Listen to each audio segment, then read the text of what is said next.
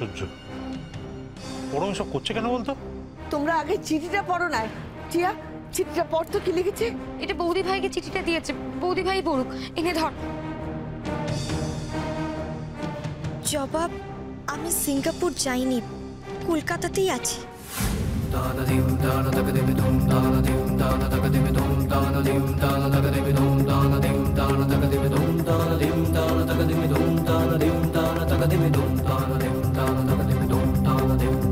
তুমি অবাক হলে নিশ্চয়ই, কেন এইভাবে বাড়ি ছেড়ে গেলাম। আসলে আমি চেয়েছি তুমি যাতে একা লড়ে এই প্রতিযোগিতাটা জেতো। আমি থাকলে তুমি একা লড়তে শিখতে পারতে না জবা। তবে এটা ভেবো না যে আমি তোমার পাশে নেই, আমি সবসময় তোমার পাশে আছি।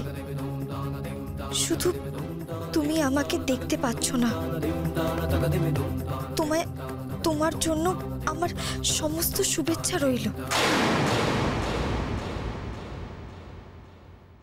এটা কি ধরনের ইয়ার্কি মারলো পরম? হ্যাঁ, তার মানে ওর ইন্টারভিউয়ের যে গল্পটা পুরোটাই নাটক, তাই তো? সত্যি এটা কিন্তু পরম ভারী অন্যায় করেছে, তাই না? ভালো বাড়ি শুদ্ধ লোককে টেনশনে রাখা। জমা বেচারি কত চিন্তা করছিল।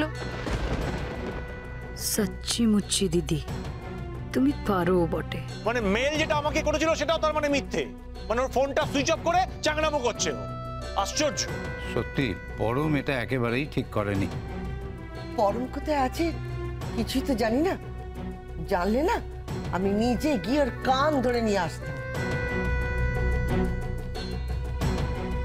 না বড় মা, কোনো ঠিকানা তো লেখা নেই।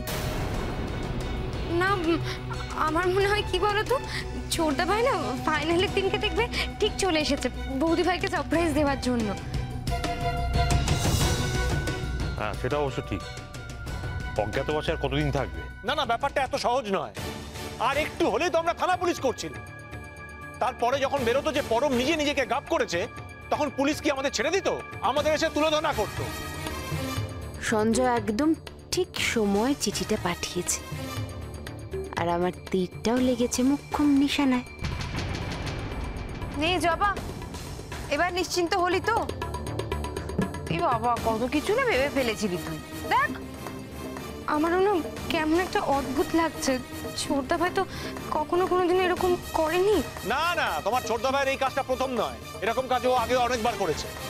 একবার মা বোধহয় ওকে একটু বকেছিল, তার জন্য ছাদের ঘরে গিয়ে সারা দিন লুকিয়েছিল।